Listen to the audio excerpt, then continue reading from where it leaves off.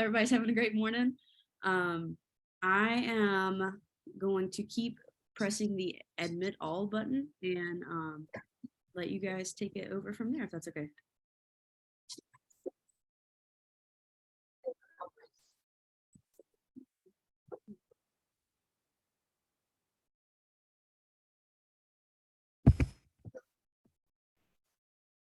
All right. I think we should definitely start with introductions, at least from the program manager, since we have a great amount of team members on the call today.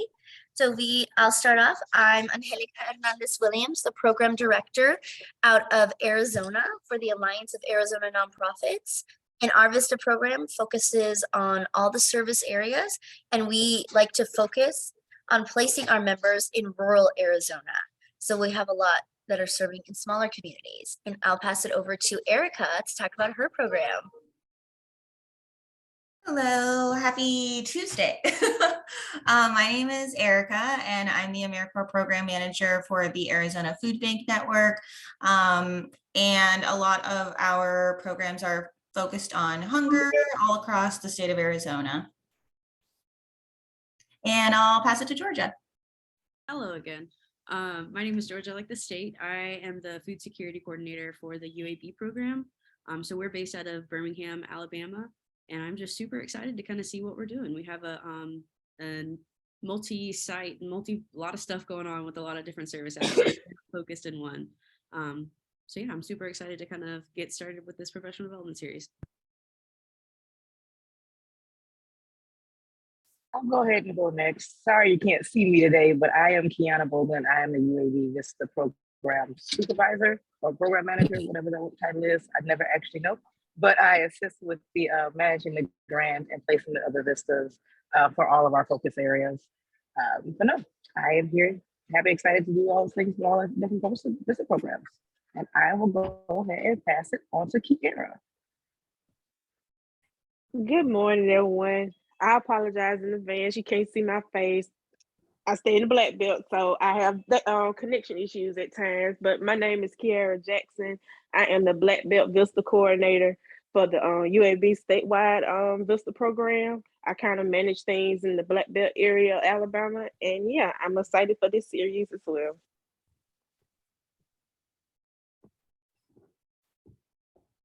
I can go. My name is Kirsty Nichols. I am the AmeriCorps program manager for the Baylor Collaborative on Hunger and Poverty, located in Texas. And we have lots of our VISTAs joining this call. So we just really appreciate that you guys opened it up to all of us. We're very excited to join the series.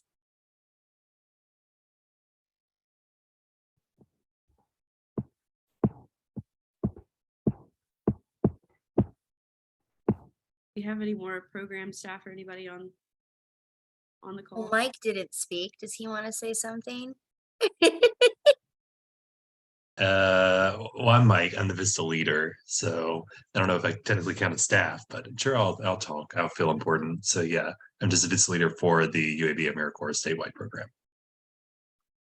Fantastic. And then of course my VISTA leader Kate is also here joining us, and she helped coordinate a lot of this professional development series that you're going to see throughout the year. So Cal, as you can see, you literally have a statewide audience here coming here from the South. So this will be fantastic. Cal is going to do a better introduction for himself, but I'll just briefly share how I got to know him. He is someone who definitely takes service really seriously. So it was during COVID. He felt, how can I help my community? And he looked at the skill set that he had, and he was like, I need to join the Tombstone Food Bank. I can help with distribution. That's something manageable, something I'm capable of doing. And because of his background in grant writing, he actually helped write some grants for the Tombstone Food Bank. So he was able to help get them some needed items at their site and their location, so they can still improve services during a much needed time. And he's continued to be there. He continues to help much of the communities throughout the state of Arizona with their grant writing services. So it's so fantastic. He's speaking with us today, and then later on in March, he's going to be speaking at our Rural Nonprofit Summit that we're hosting in Snowflake, Arizona. So he's amazing. Cal, tell us more about yourself, and you are welcome to take it away. Oh, I don't know if I can stand up to that introduction. That was really very nice. Like Angelica said, my name is Kal Mannis. And actually, I'm going to start my screen because I've got all this pretty stuff that I worked on. And I thought that here. I currently serve as the Senior Director for Rural Engagement with the Arizona Science Center. My work predominantly is funded through the National Science Foundation and NASA. And I work in developing, doing some research. That's my passion. And I also help in the development of identity around STEM and what it is in rural communities. I live in southeastern Arizona and in northeastern Arizona. I have in-state snowbird because I am just tired of shoveling snow after many, many decades of doing that up in the Northeast. So now I live down by the Mexican border for the winter time. It puts me, Cochise County is where Tombstone is. And like Angelica said, during COVID, I realized that I needed to do something. I never stopped working through COVID, but obviously I was homebound and I was going a little stir crazy. And I thought, well, I need to use my skills. So I ended up at the Tombstone Food Bank, and it was extremely interesting. I approach things as a grant writer and then grant implementer, and the first thing I look at is needs. Where are the gaps? And these wonderful people were doing amazing work. Most of them were over 70 years old. They had limited exposure to computers, which was interesting, and really didn't have a good grasp on the technical side of what they were doing. They were using spreadsheets and a lot of paper. So I was able to help with that. We also got them, they were using hand carts instead of mechanized vehicles. It was a lot of things. So we were able to get them through grants. We were able to get them infrastructure to build up their capacity and decrease the physical strain, because that was definitely an aspect of what they were dealing with. So when you're looking at grant writing, it's not just about acquiring money for your organization. It's really a mindset. How do you, when you walk into a situation, what do you do? What are you doing? What is your observation? What is your analyses? And this is one way to kind of structure the way you approach interacting with any sort of organization. So these are the things that some of the things that I currently do. I run 2 NSF projects. One is, they're both rural, actually all 3, the NASA one too. One is a STEM identity research project done here in Arizona. That's the Rural Activation and Innovation Network. I work with a computer science integration in K-8 schools, rural and remote schools. And I'm also working with a NASA Science Mission Directorate program around broadening participation, which if anybody's interested in, I've got all kinds of really cool stuff, and it's nationwide. That one's nationwide. I work with another NASA project called Mission to Mars. That's out of the Franklin Institute in Philadelphia. They're the hosts of that, but it's also a nationwide project. And I'm the Arizona coordinator for Project Wild and Project Learning Tree, which are environmental education projects.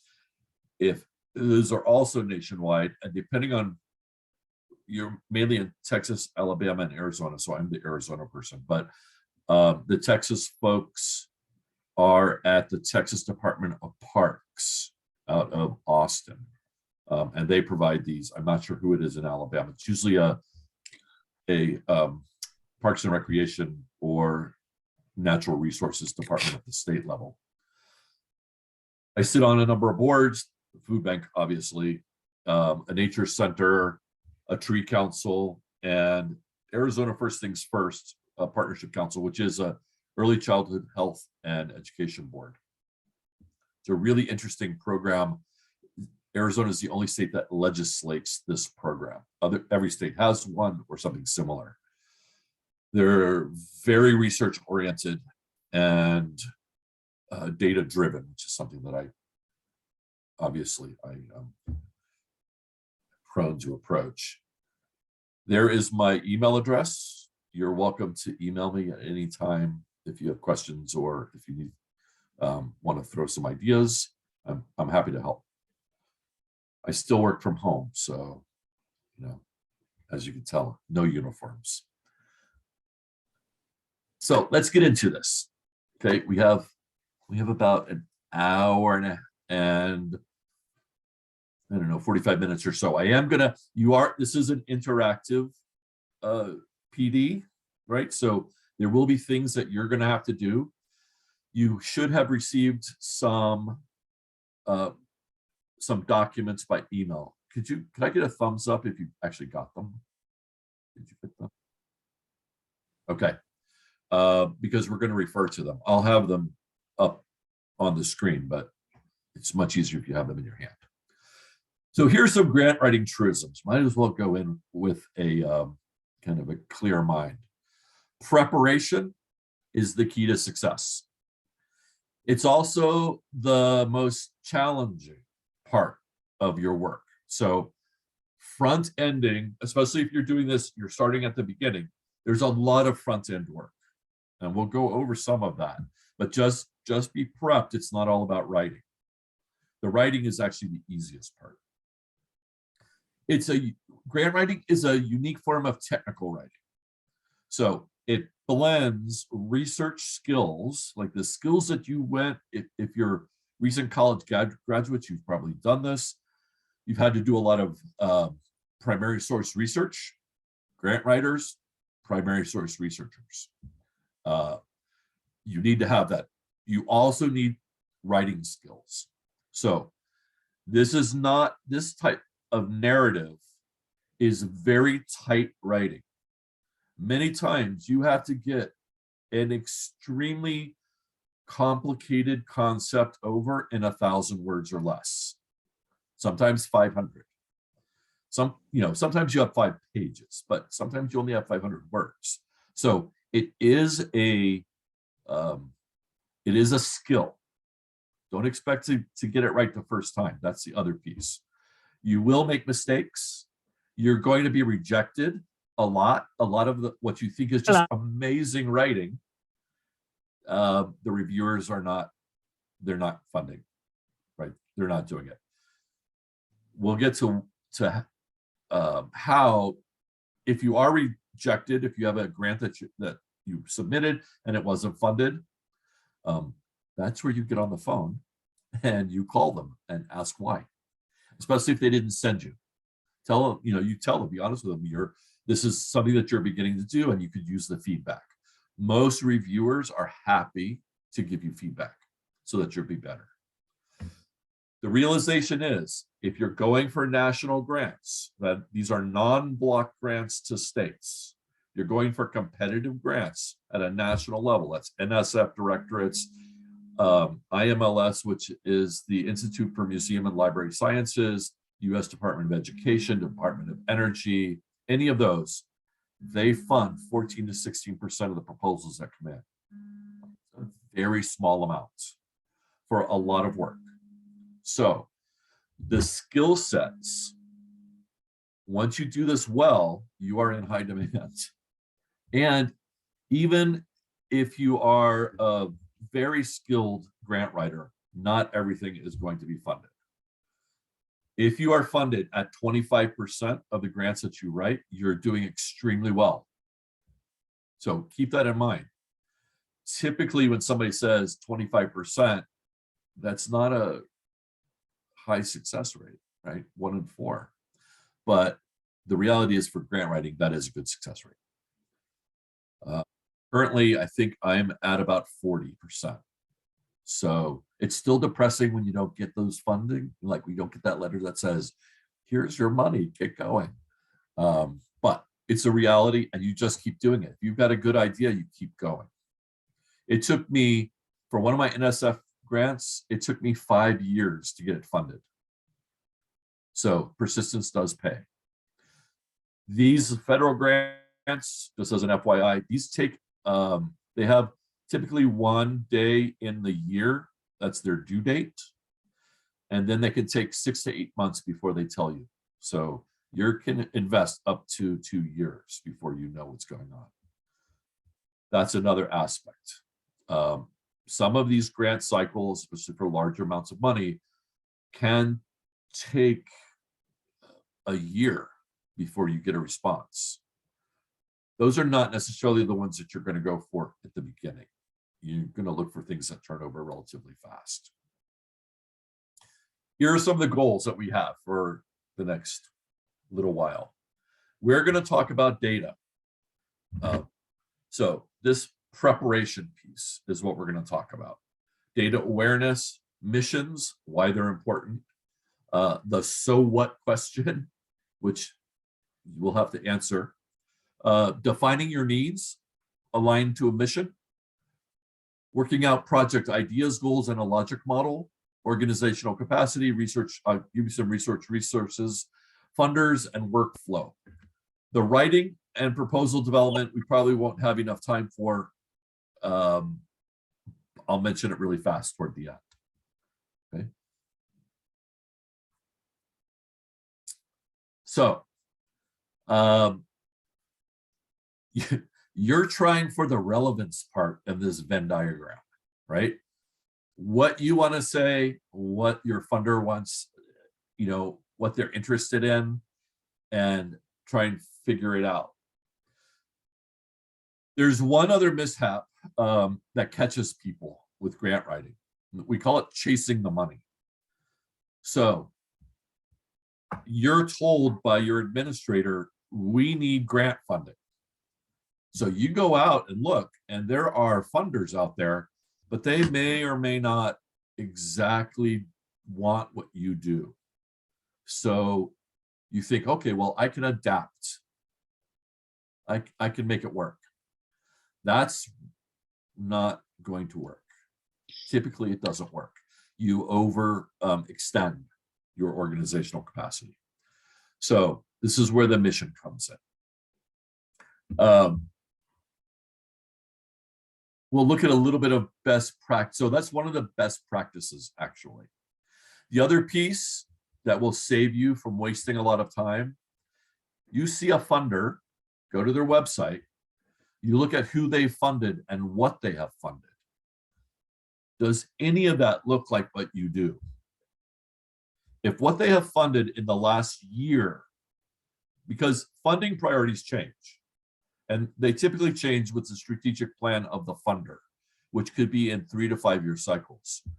So check the last year, look at who they funded and what the project was.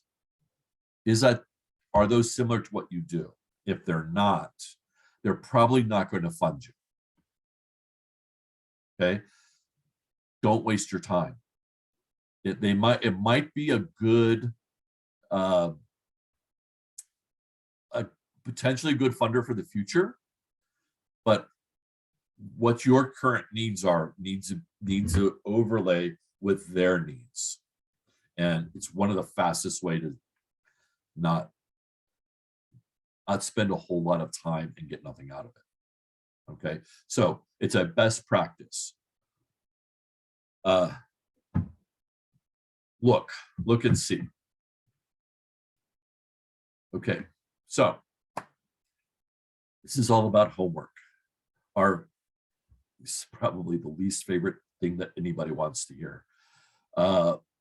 You're going to need to know a few things with going in before you even really start grant writing. You need to have some organizational data. So understand what your organization's mission is. And at this point, if I'm teaching this live, we take 5 minutes and everybody goes and finds the mission of their organization and writes it on a piece of paper.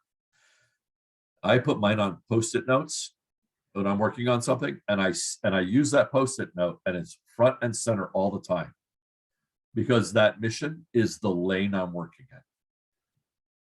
That's it. We don't want to do a lot of mission drifts, because then your organization may not have the capacity to deal with that. So keep it within the lane of your mission. In fact, if you take a moment, do that right now. If you have something to write on, or if you have a Post-it note, or if you're keeping notes in a doc, find your mission and write it and bold it so that it's right up there.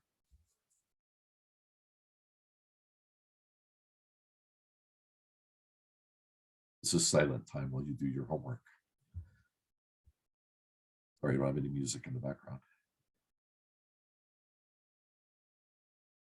The other reason why we're going to do this is because you're going to focus on data collection that aligns to your mission. There's so much data available these days that you can like jump down rabbit holes and get lost for a day. But if the data isn't relevant to your mission, then it's inefficient use of your time. The other piece that you may want to look at as you look at your mission, how readable is your mission? Is it easy to understand? Is it in 1 or 2 sentences? Can you look at it and remember it? Like I was working with a group last night. Their mission was 5 sentences long with a lot of run-ons. I'm like, I cannot remember that. What does that mean? They were trying to be way too specific. And so we worked on a new mission statement for them that was 1 sentence and encompassing. If your mission statement is one of those like crazy long, trying to include everything in there, you may want to work with your administrative staff and suggest a mission review. The current basically standards for missions really are 1 to 2 sentences, easy to remember, and fairly encompassing, right? They give you a vision of your mission, but it's succinct. This exercise is also what you will encounter when you're writing grants.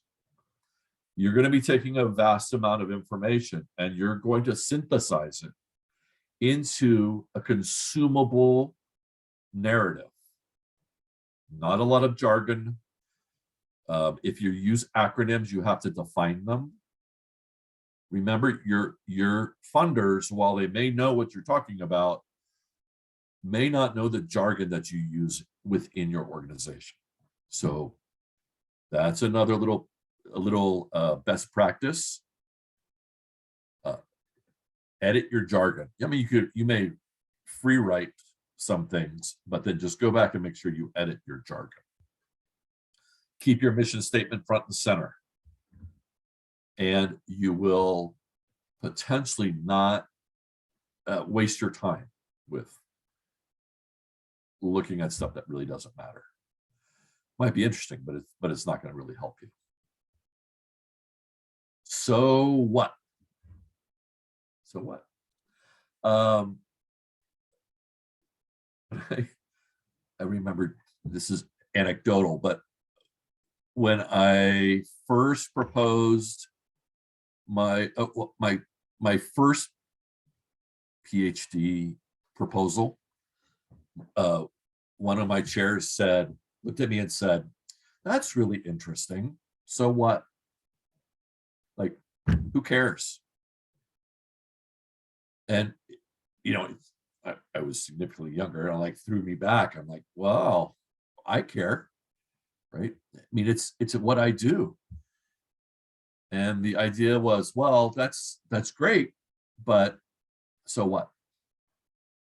What's your bigger impact? What's your bigger view? Why is this different from what's already been happening? Many times innovation is really small steps, small changes, adaptations to the needs of your community. You might take a great project, you might see a great project in New York and you want to transfer it to Mobile, but you have to adapt it, right? And this is where knowing your community comes in. Also knowing your organization and making a decent argument. So one of the things you're going to need on the list of checkoffs, you're going to need an organizational, well, this is what I do. I have an organizational needs assessment and I update it every year for the organization that I work at or the organizations I work with. It allows you for organizational growth and being aware of what goals have been met and then, the new goals that you set. It also gives you a view of how far you can go. Like, what is the capacity? Grants are not factored, should not be factored in to your budget. Your organizational budget should not factor grants in. They're too unstable and they have time limits. So it's not a good practice, financial practice, to budget grant funds. Grant funds should be in addition to your maintenance and operation budgets and your existing programming budgets, and thought of as special programming. That's what they are. That's what they're for, special programming. If you want sustainability of the actions, that's different. You're going to have to fund that separately. Grants really get an idea or concept or program off the ground and moving, right? It gets that inertia going. But to sustain it, that is part of your maintenance and operations budget. One of the ways to show success is to have a very strong evaluation component to your grants. Now, if you're writing federal grants, it's a requirement. All federal grants require some form of evaluation, usually external. If you are internal to your organization and you're writing up a project and it's a fairly significant project, how are you going to show that it's successful? What are your metrics for success? Unless you have that as part of your plan and evaluation plan, you won't really have that. You may have some anecdotal information, but you won't have any validated information.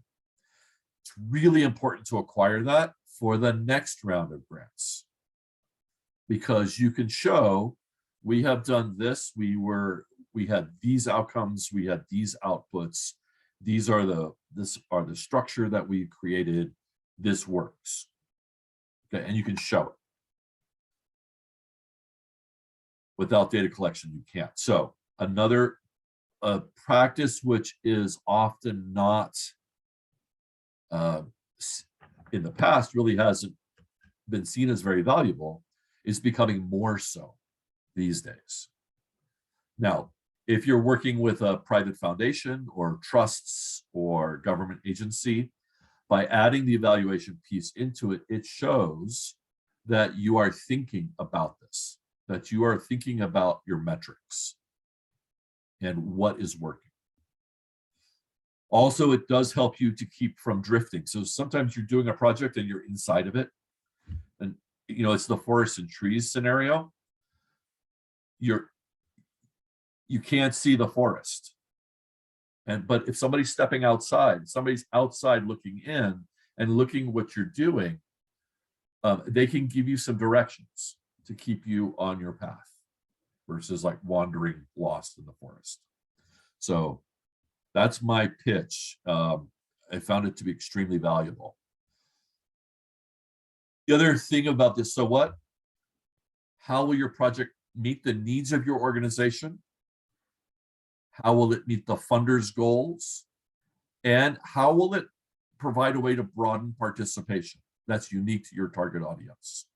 You can answer those questions. So it's that Venn diagram thing, that little piece in the middle of your organization goals, the funders' goals, and broadening participation. You can answer the so what. This is why this is important. And you can see, as I'm talking, you can see how much front end work this requires, right? Before you even start writing. Just the project, getting these projects going. Okay, next. These ideas for grants don't just like miraculously pop up. You have had conversations within your organization. You've decided that there are certain types of programmings that you would like to do if you had the funding. You have done, ideally, a community assessment. Now, when you're doing these community assessments, right, as this is typically part of your standard operating procedure, you may want to look not just at needs. Many times we become so focused on deficits that we forget to look at the assets. So what is the strength of your community? What strengths can you leverage? What networks within the community that you're not a part of should you be a part of, right? If you're doing community gardens, are you doing it in one location as a showcase garden? Or are you going into like we have this great one at a library nearby. They leverage a retired professor from the Midwest, and she created this incredible program, got this garden going. And so remember, we're in the desert, right? She raised 5,000 pounds of vegetables last year and then distributed them to the folks that live in HUD housing and who were disabled in their community. So it was really interesting. Are you going to do something like that? She works with the city, the library, and a program that helps to distribute food to those who can't get out. So multiple partners. And it's a cool idea. It's a really cool, it's very effective. Something like that. Multiple partners is the key to that one. Many of the funders are looking for partnerships, not you doing it all on your own. It's not all about the food bank network doing food bank networky things. It's about the food bank network working with the grocery stores and the distribution centers and community food banks and community gardens and things like that. You know, it's a cluster. So your idea, that starts it off. Does the idea align to the mission? Because your mission is, on your Post-it note right in front of you. Does it align to the mission? Yes, great. Then the idea would be to create some goals. Answer the so what.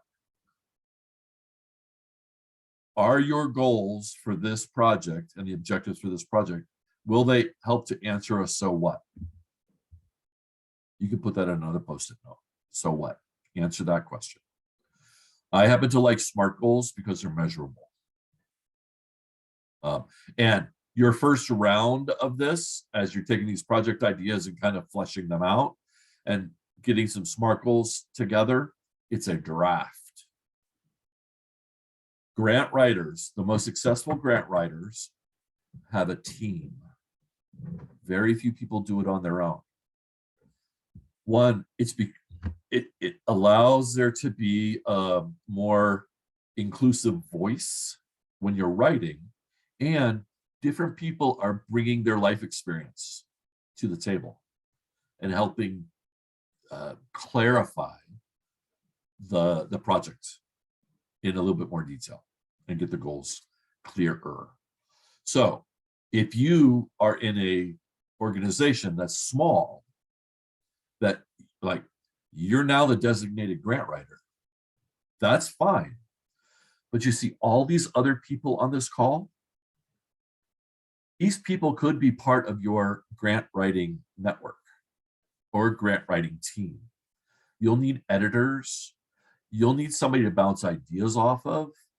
It would not be a bad idea if you get, typically I have, and it's weird, but I have about 4 or 5 people that I work with. One of whom is an evaluator, because their perspective is really interesting. So I have an evaluator and 3 or 4 colleagues. And when we write, we often write together. And that's, I find to be the most supportive way of writing. Occasionally, one person will write and create the draft, and then everybody will go into it and start editing and critiquing and then kind of mashing all the stuff together. However it works for you, but please don't think that you have to do it all by yourself.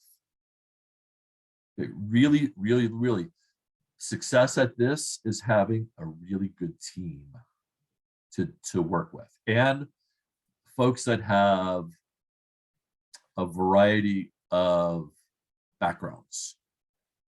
So there you go. The other piece that you may want to think about too is if you still have communication or contacts with a local university or the university you went to, and you had a good relationship with some of your professors, snag them. Those people write grants to live on. Many of them, especially researchers, that's where their money comes from, is grant writing. They're good at it. Get them to help you. There's no reason not to ask for help. So do that. I did share a logic model with you, a SMART goal model. We'll go over those in a minute, and I'll show you as to why and some of the definitions. You have your idea, you have some goals, you kind of have the logic model drafted up a bit. Now you have to figure out if your organization can actually do what you think that they can do. Like, are you really ready to do this? That's where, so I sent you an organizational assessment tool, and it's really a series of questions. Some of them are, absolutely yes, right? Well, they should all be yes if you're going to move forward. So, are you a nonprofit? Are you registered as a 501c3? Have you filed your 990? These are at the organizational level. And the reason for those is some of your funders are going to require profit and loss statements or financial statements over the last few years. Some will only want one from the previous year. Some will want some 3 years back. Some will want some 5 years back. It's always good to have 5 years if you can. Some funders, especially foundation funders, may not fund you without 5 years of existence. And the way to prove that is a financial statements or your 990s, your 990 filings with the IRS. So as you're building, these are also things that you will need. You're going to need the letter, the IRS designation letter. Oftentimes you're going to need a copy of it because you're going to need to send it to a funder, and access to those financial records. Since you're 501c3s, those financial records are public records anyway. no matter what your financial people may say. So you should be able to get some sort of report that's easily accessible. Next, are you clear about the purpose for this project? Do you have a compelling mission statement? Going back to what we talked about earlier, I'm really curious. You guys have looked at your mission statements, right? Because that was your little bit of work. I'm curious as to how many of your mission statements you think probably would be helped with being rewritten. So if you could use a reaction button at the bottom, and a thumbs up means that it needs to be rewritten, or probably would help to be rewritten. I'm just curious.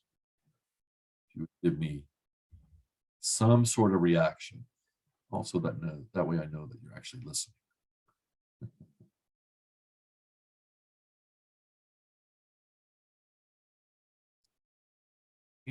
That I see.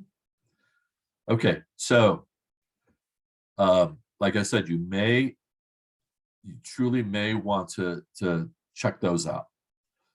Next, do you have enough staff?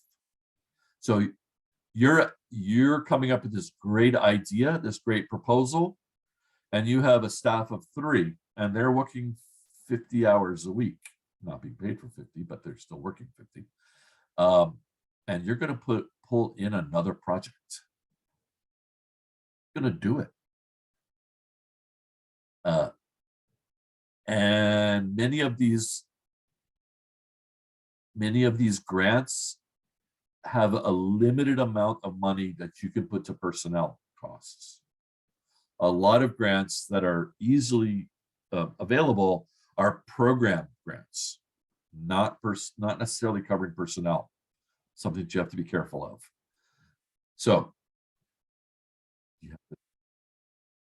it could be volunteers also, but they have to be accessible. How active is your board? Your 501c3, you have a board. How active are they? And how much do they want to be involved? How much are they involved? You don't want necessarily, you want them to be supportive. Do you have other relevant programs? Can you demonstrate your programs make a difference? Can you actually demonstrate your programs make a difference? Do you have quantitative as well as qualitative data that supports the changes that your organization's mission stipulates that you're doing? If you don't, it's a conversation you should probably have with your administration. How do we acquire it? Because, like I said earlier, folks want to know that their money is being used efficiently and actually going to make a difference. Do you have an efficient operations and support system like volunteers, transportation, staff to handle clients? This goes back to your staffing. Can you deliver on your promises, which goes back to your data? Have a mission that's your focus. You have activities that you do.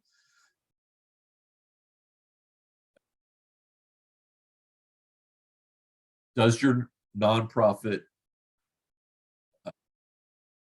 plan and evaluate on we go back to this data stuff. This is all the prep work that you're doing, right?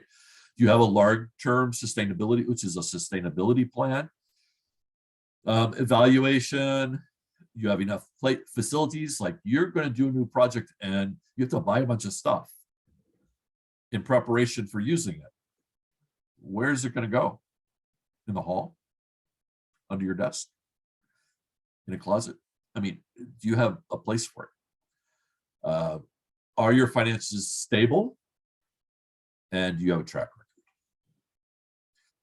The other piece is, what's your reputation? Organizational reputation can make or break a program.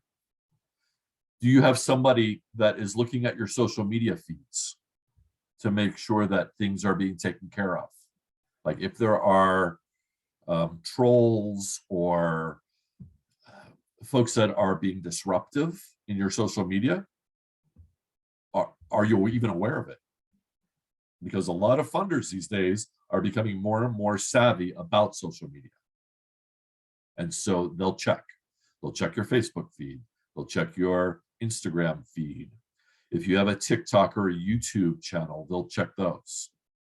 They want to know who you are, because their reputation is based on you as well. And they don't want to minimize their effectiveness. Any questions about any of that?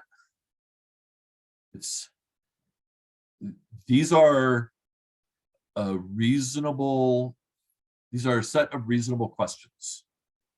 And the folks that you work with or for should be able to answer these pretty easily.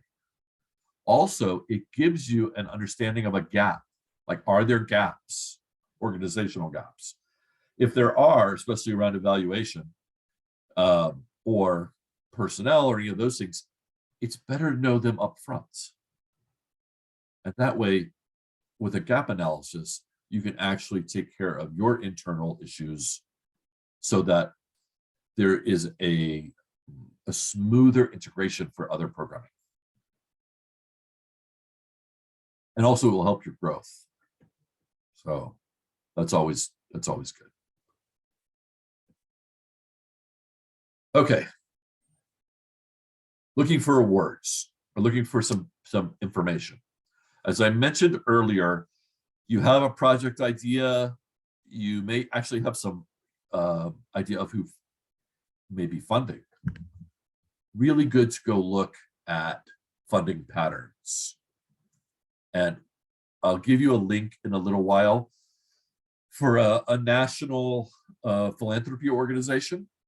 And they put out a monthly newsletter, and they talk about these patterns for both the funders. Actually, so you can look at the funder side, like what are they prioritizing and how are those changes? Over time, you'll notice there are changes. You use your mission statement and your needs assessment to align to the models, other models that you're looking for. And this is just another, reiteration of if you don't have data to support the fact that you're successful in other things, how are you going to prove it to a funder that you can do what you say you're going to do? So if you do have a gap, this is the time to start working on that and figuring that one out, and working with evaluation.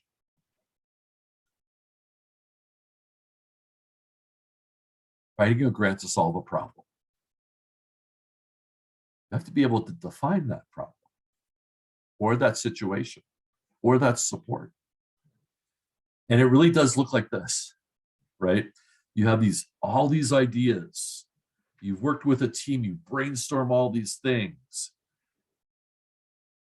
If you're going to be the grant writer, one of the skills that really helps you is going back to the synthesizing, taking all of this chaos and winnowing it down until you reach a point where the issue, the need, the gap is very clear. You should be able to describe your problem statements, right? Or your gap analysis statements or your needs statement in one sentence. If you cannot drop it down to one sentence, maybe two, if absolutely necessary, don't understand it. And if you don't understand it, how are you going to write about it?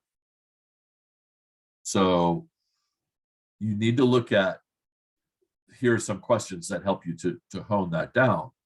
What are you looking to change? What's the change that you're looking to do?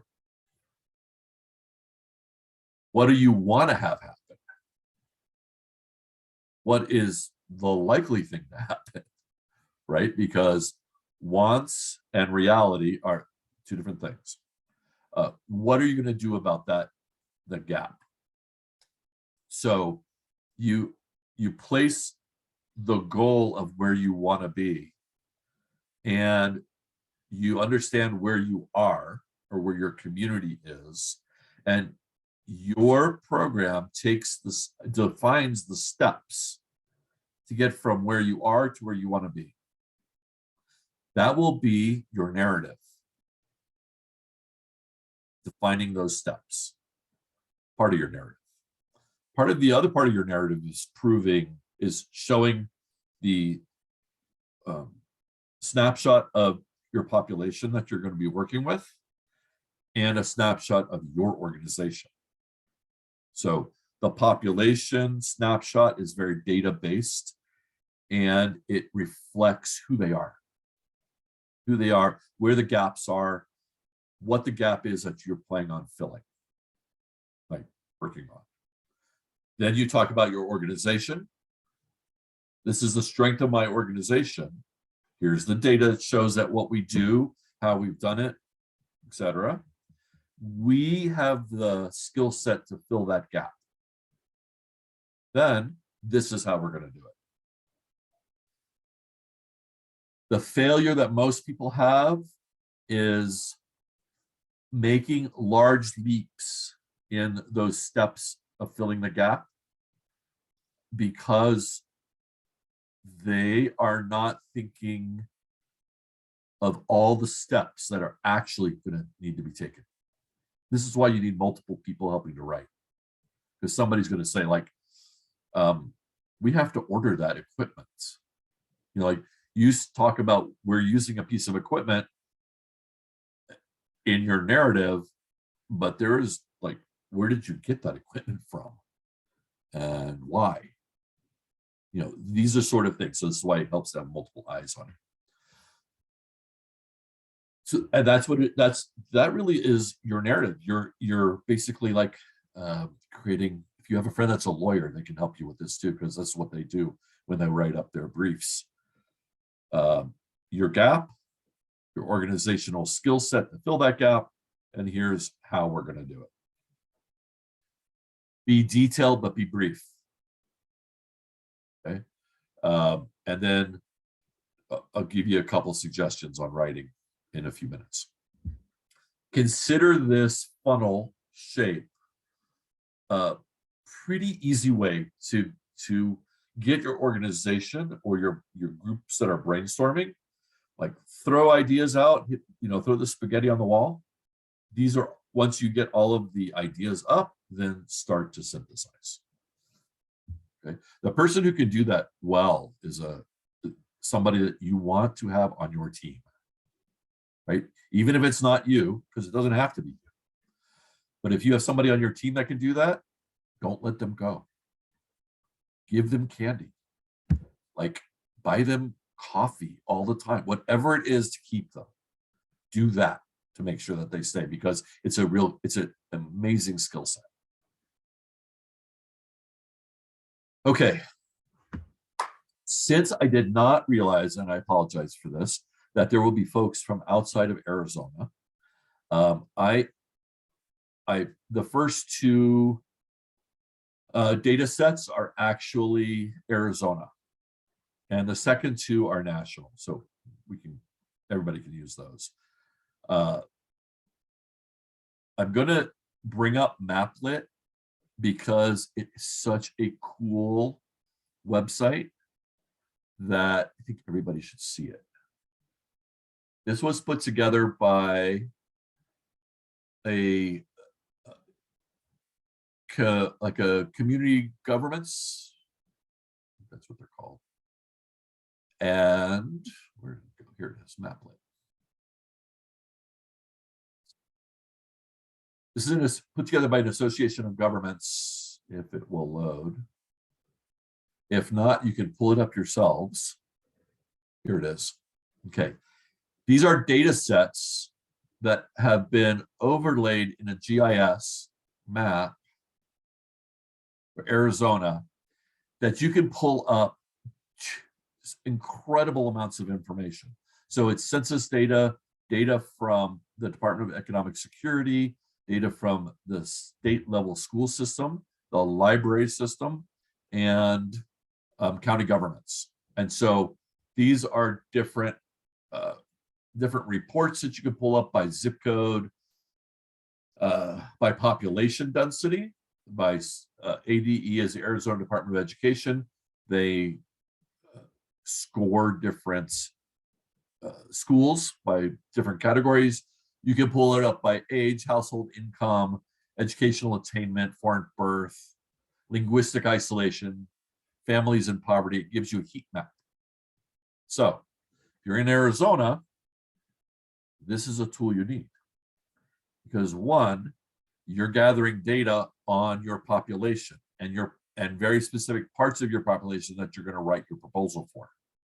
So this gives you a huge amount of information that you don't have to go like 8 different places for. It's really a boon for grant writers. The other place for Arizonans, and if you're in other states, I suspect they actually have these as well. This is regional city and town governments get together and they have groupings. So councils of governments in Arizona. And so here's an interactive map that you can use. Arizona has these. I think there's, let's see, 12 of them.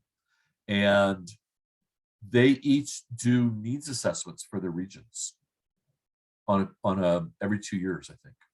So you can pull up their needs assessment and their priority, their economic development priorities, and you can interface with them. If you have a certain project that you want to do, they may work with you on it because they may want your skill set or your organization involved in their communities. It's a phone call away. Plus, they have data. And they're publicly funded. All their data has to be offered to you. So in Arizona, they often bind these into books, and they're usually online. They're available online. It requires, winnowing through some information that may not be useful to you, but there is something that you will be able to use. The next is the census. You will be using this. Bar none, you're going to be using the census. This is the quick facts. And I pulled up Yavapai County, which is one of the central Arizona counties. You can pull up any county, any city, any town, or zip code anywhere in the United States and get data from the last census. Now I'm comparing data here. You'll notice I have the United States, the state of Arizona, and then I have 2 counties. So Maricopa is the most populated county in Arizona. Yavapai is one of the rural counties. And so I'm looking across because I may want to be looking at populations.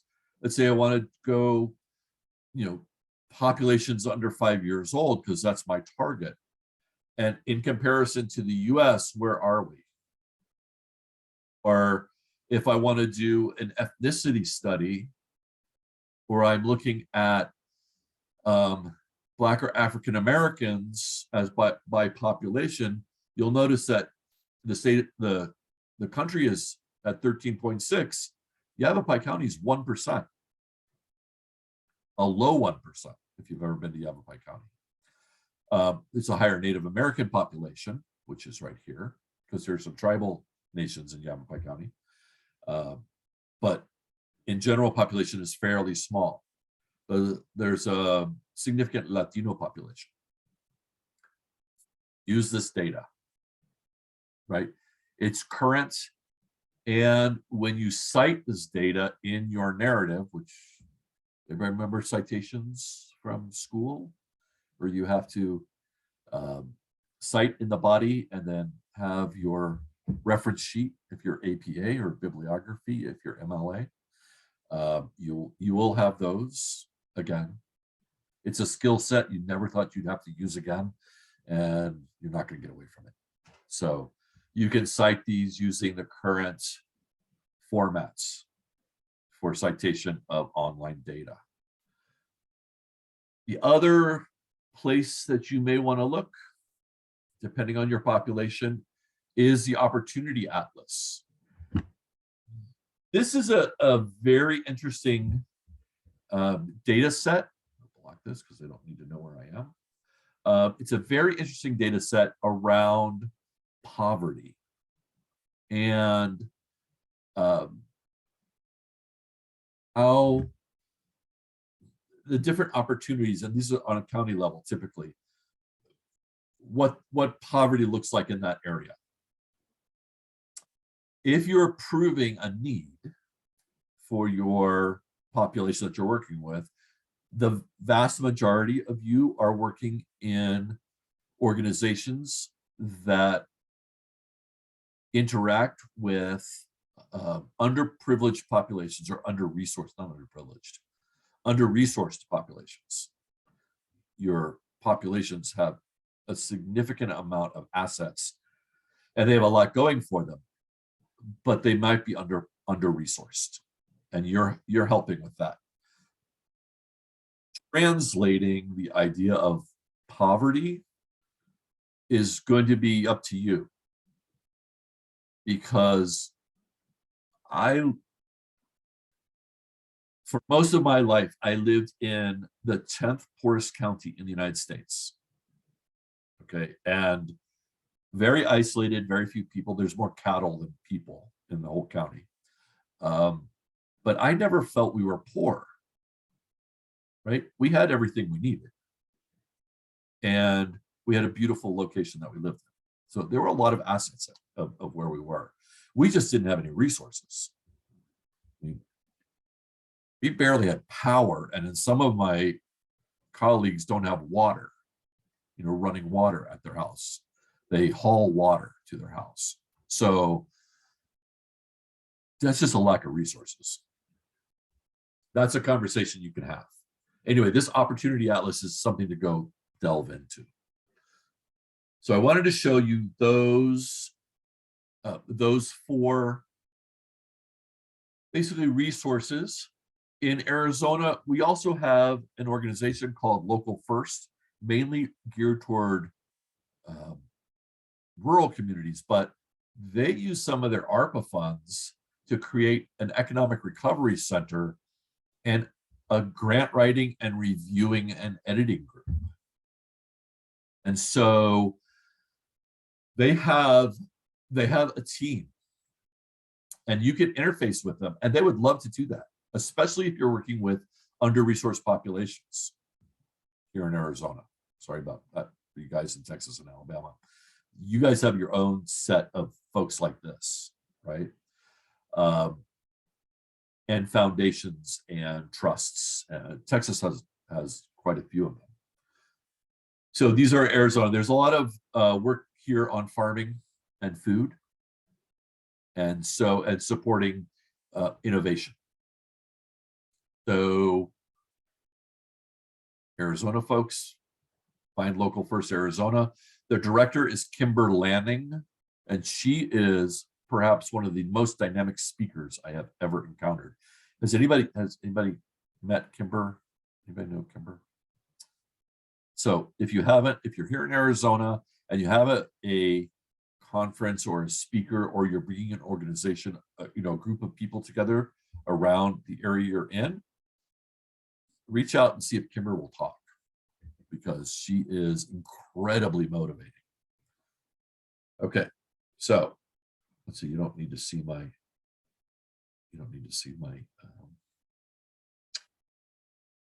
email. Where is my? Okay. So data. These are where you're going to find it. You're going to need population data. Depending on what your program is, who is it that you're targeting? Is it children, youth, opportunity youth, working folks who are working but not meeting their needs, elderly, all of that. Get all the data of that population that you can. Get the ethnicity data that you can. How are you going to prove that your population is actually a population in need? This is how you get it.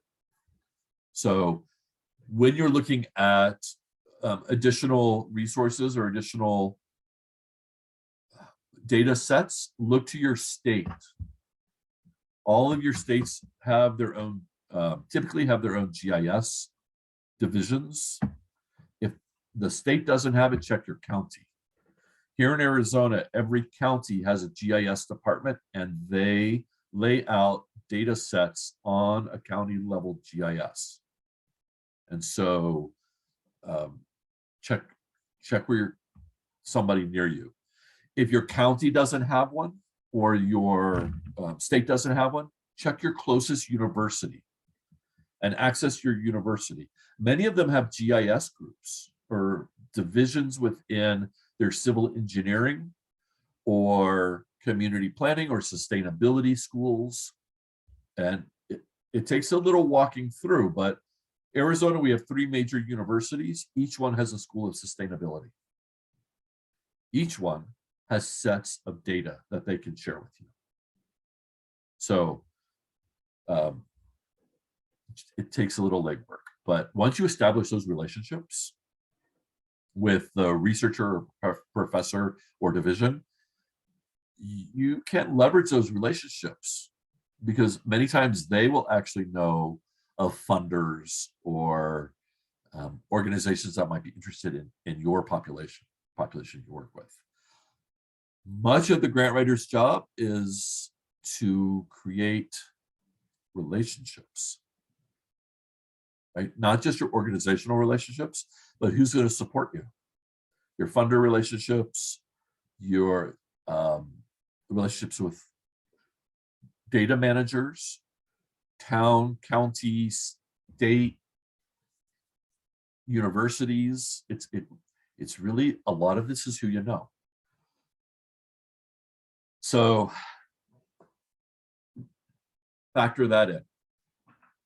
Just factor you're going to need some time to build relationships. Okay. Wow. I gotta stop for a second. Because at this point, so typically at this piece, I would be asking everybody to go into these. Like normally I teach this class, it's an entire day. And you're coming in with an idea, right? So we help to flesh the idea out. We're compressing 8 hours into 90 minutes. So you have homework to do. Definitely go and rabbit hole some of these data sets. What you do when you have all these lovely pieces that you have gathered, you know your population, you have this great data, you know you have some comparison data with similar organizations in other places or similar organizations within your state. And you can do some compare and contrast.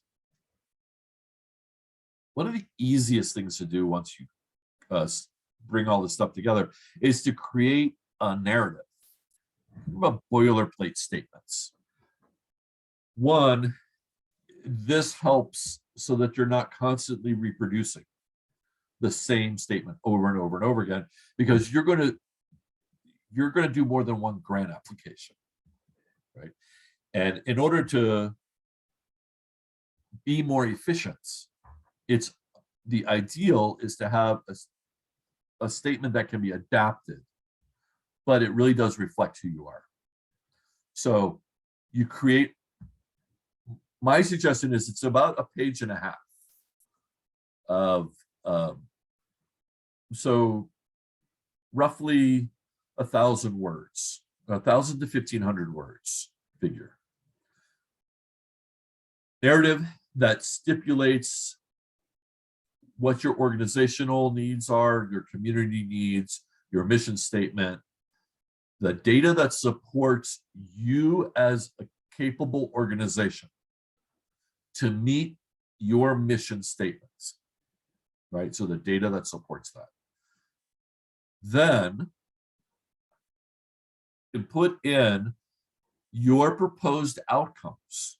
Now, your mission statement is very much like a gap statement, right? I mean, otherwise, why would you be there?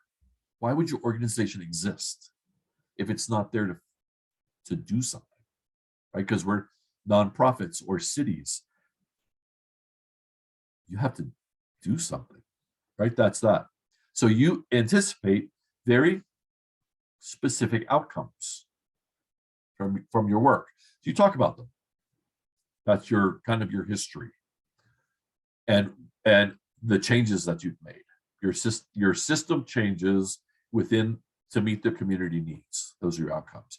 Why your organization is suited, this is your adaptation piece, to do projects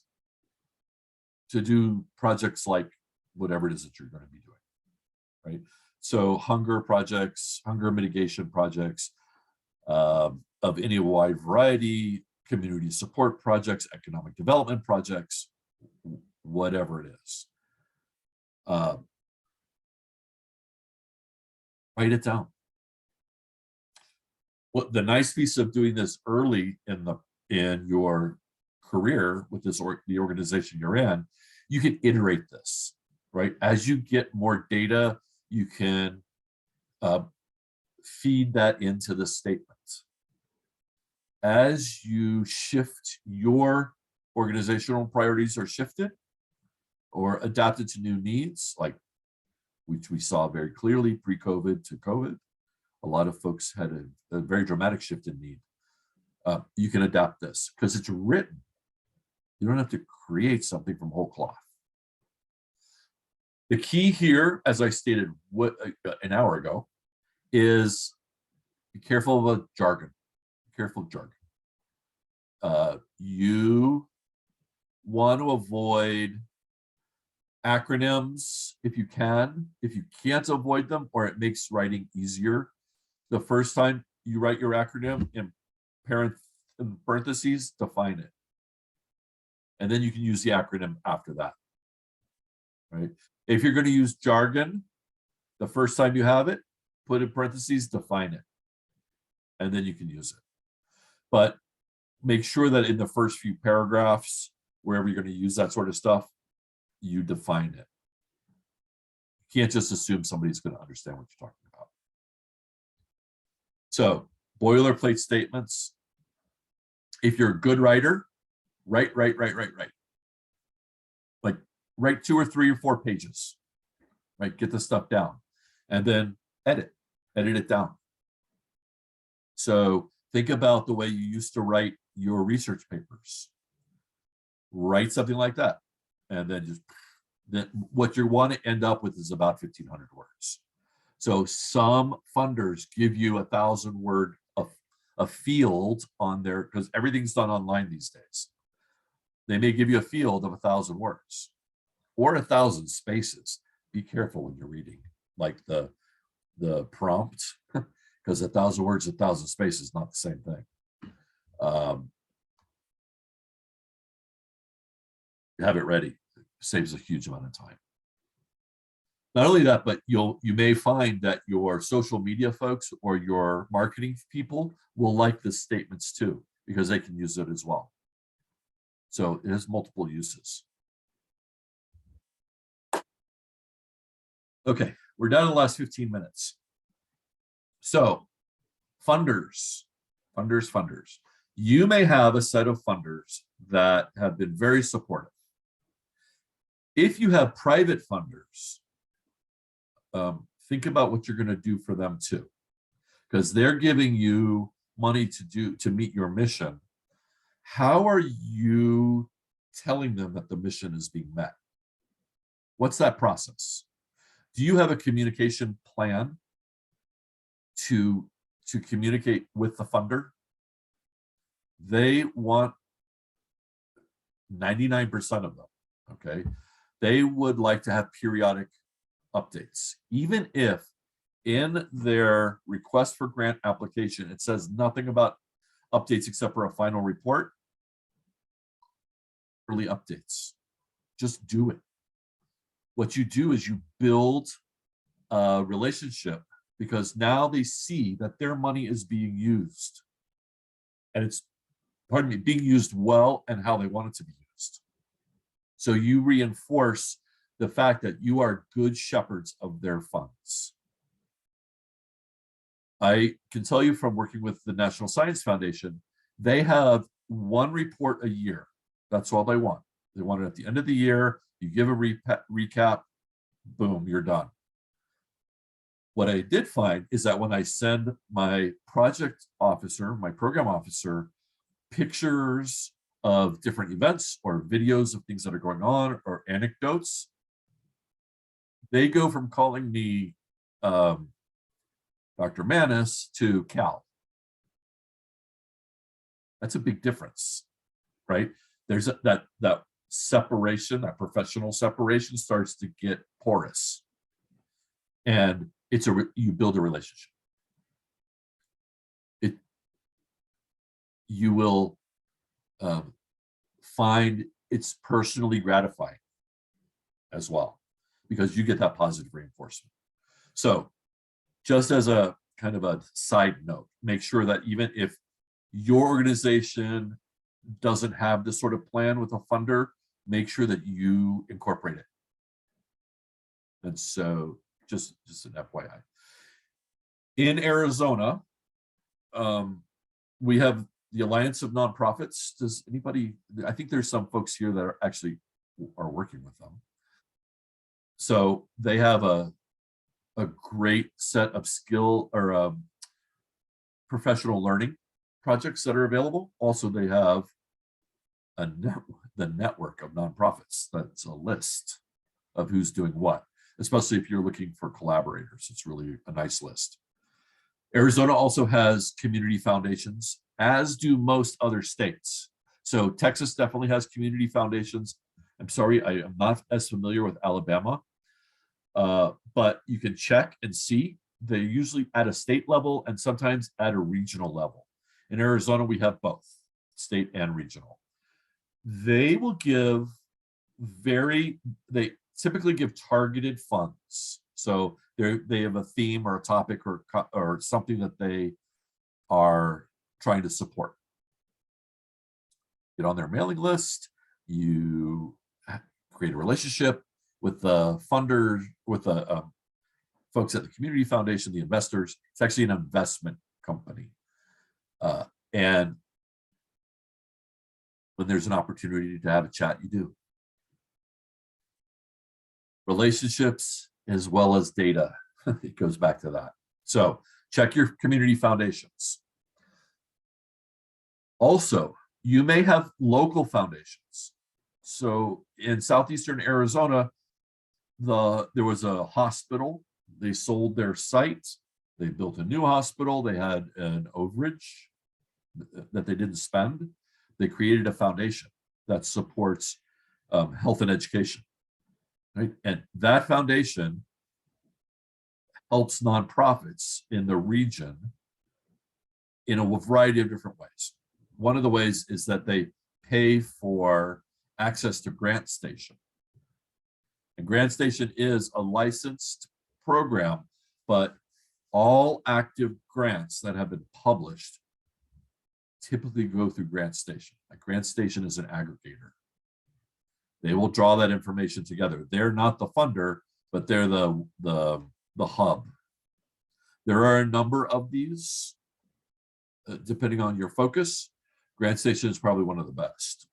So if your organization can't pay for it, find somebody that you can coattail on, because they're out there. The other is the Foundation Center. It's a national organization. And that's what they deal with, is foundations. Philanthropy News Digest and Chronicle of Philanthropy, you can sign up for. Some of these are paid, but the Chronicle or the News Digest, you can get on a mailing list, a listserv, and they'll send you things. The Chronicle you typically have to pay for, but these are really interesting if you're looking at the funder's perspective. And what are the funders prioritizing? So that you're not wasting a lot of time Looking for funders, you can see who is out there doing things that would support your mission. The other is keyword searches with your search engine of choice. Looking at foundation, trust, philanthropy, foundational funding, any of these things. You can find some really interesting things. Sometimes you find these trusts that you didn't even know existed in your region, or found family foundations, because they don't really advertise themselves, and many times they fund where they have relationships. And so if you know that they're there, you start to develop a relationship. You make that effort. So these are funders. Remembering, right? You're looking to fund your project. You're not chasing somebody else's, like, this is the project that we want to fund, and it doesn't exactly fit your mission. Try not to waste your time. Always with the mission. What is my mission? What is my mission? And so what?